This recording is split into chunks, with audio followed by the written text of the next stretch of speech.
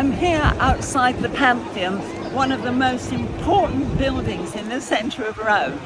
It's originally a pagan temple and built maybe 75, 76 AD, no one's exactly sure, and then the circular part inside was rebuilt. Now later, Agrippa, who was a general in the army for Augustus, decided to put the portico on the outside. And those columns are 60 tons and 5 feet wide. And they all came exactly as they are, all the way from Egypt. Amazing. How on earth did they do that? You can see it's the largest unsupported dome in the world, and right in the top is sun coming in. And what happens is the sun shows you what time of day it is to where it shines within the temple. It's really very beautiful and really quite cool on a day here in Rome, which is around 38 degrees.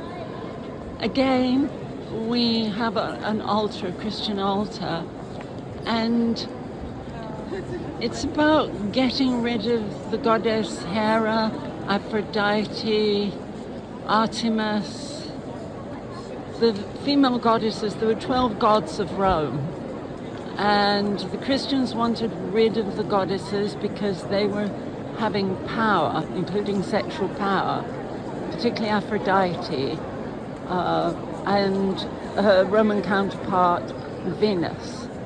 And in changing it to that Christian church, it took away the sexual power and gave us the Virgin Mary, who has no sexual power. It's a perfect example of manipulation of social values by misogyny. You can see all the columns, and it's very much a circular structure, which as would have been with pagan temples. So it was a pagan temple until the 6th century. Now, monotheistic Christianity became popular because it's very simple to market and people want simple solutions in their complex life. Around 600, it was owned by the Emperor Constantine, and he gave it to the Pope at that time. And the Pope changed it into a Christian church, and he told the Emperor Constantine that it had to be cleansed of all the pagan filth that was